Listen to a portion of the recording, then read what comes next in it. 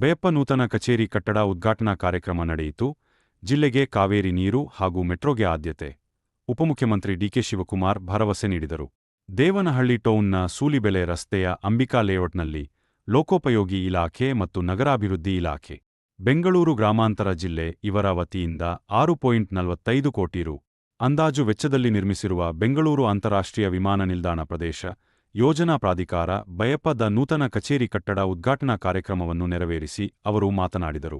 ಬೆಂಗಳೂರು ಗ್ರಾಮಾಂತರ ಜಿಲ್ಲೆಯ ಉಸ್ತುವಾರಿ ಸಚಿವರಾಗಿರುವ ಕೆಎಚ್ ಮುನಿಯಪ್ಪ ಅವರು ಕುಡಿಯುವ ನೀರಿನ ಪೂರೈಕೆಗೆ ಹೆಚ್ಚಿನ ಒತ್ತಡ ಹಾಕುತ್ತಿದ್ದಾರೆ. ಎತ್ತಿನಹೊಳೆ, ಕಾವೇರಿ ನೀರನ್ನು ಈ ಭಾಗಕ್ಕೆ ಕೊಡಲೇಬೇಕು ಬೇಡಿಕೆ ಇಟ್ಟಿದ್ದಾರೆ. ಎಲ್ಲಾ ಸಂಪುಟ ಸಭೆಯಲ್ಲೂ ಕೂಡ ನೀರಿಗಾಗಿ ಮುನಿಯಪ್ಪ ಒತ್ತಡ ಹಾಕುತ್ತಿದ್ದಾರೆ. ಅವರ ಬೇಡಿಕೆಯನ್ನು ಈಡೇರಿಸುವ ಕೆಲಸ ಮಾಡಲಾಗುತ್ತದೆ ಎಂದರು. ಈ ಕಾರ್ಯಕ್ರಮದಲ್ಲಿ ಬಯಪ ಅಧ್ಯಕ್ಷರಾದ ವಿ.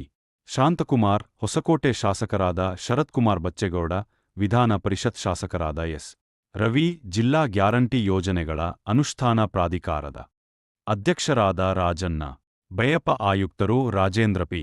ಚೋಳನ್ ಸೇರಿದಂತೆ ಜಿಲ್ಲೆಯ ಎಲ್ಲಾ ಚುನಾಯಿತ ಪ್ರತಿನಿಧಿಗಳು, ನಾಮನಿರ್ದೇಶಿತ ಸದಸ್ಯರು, ಮುಖಂಡರು ಹಾಗೂ ಸಾರ್ವಜನಿಕರು ಉಪಸ್ಥಿತರಿದ್ದರು. ವರದಿ ರಾಜು